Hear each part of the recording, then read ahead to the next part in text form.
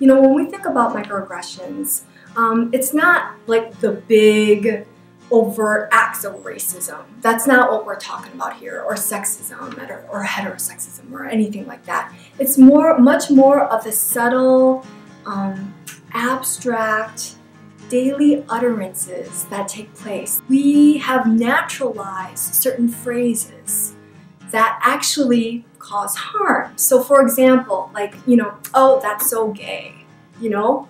That's a microaggression. You run like a girl, you know, something seemingly innocent. At its heart is a denigration, right? That there is something inferior or less than. I started this new job and I just completed my PhD, and this woman read a portion of my dissertation. And she comes up to me and she goes, "Wow, you speak and write such good English.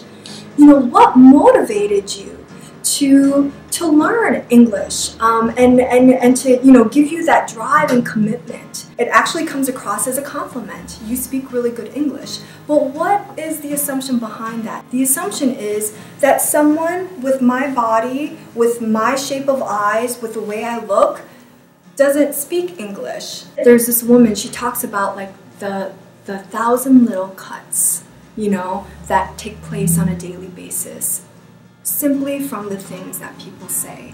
And that is what a microaggression is. Couching her racism in a compliment, that is a cut. I just basically said, you know, I understand, you know, I know if you think that you saying, you know, you speak good English and you write good English is a compliment, but actually it's not. And the reason why it's not a compliment is because, you know, I'm actually an American citizen and like English is my first language. And, you know, she was receptive to that. She apologized and she was receptive to that. So for those who are the microaggressors, I would say, you know, one of the first things to interrupt your behavior, to interrupt, be open to being wrong. You know, to be quick to say I'm sorry and being open to being corrected. The second thing is to know yourself. Reflect on who you are in this world and the advantages and the disadvantages that come from simply embodying the body that you are. And then the third is to know others. I think about Jackie Alexander's quote about the importance of becoming fluent in each other's histories and narratives. That's a call of action that I would say, you know, that we all need to take up, is to become fluent in each other's histories and narratives. For those people who are the victims of microaggressions, the advice that I guess I have for you to interrupt or to, you know, and kind of to deal with it, you know. The first is, I guess, piece of advice is, you know, to speak up. Oftentimes, silence is consent.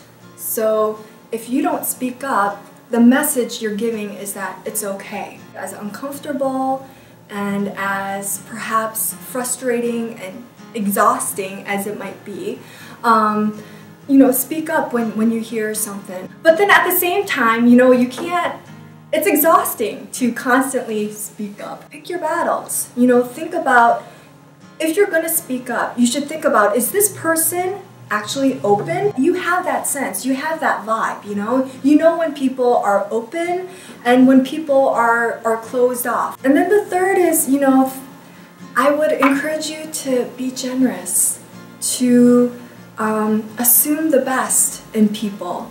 And what I mean by that is, you know, most often when people say things, it's out of sheer ignorance. And you can know when something is malicious and when it's coming from ignorance, right? Have an attitude of, you know, assuming that the ignorance, you know, in which they are saying or uttering things is coming just simply from their lack of knowledge. It all starts with the individual, and if you remain open, if you remain generous and kind to others, then you can lead by example on how others should be treating you. More than words. Your voice, your choice. Whether or not we understand the power of our words, we still use them.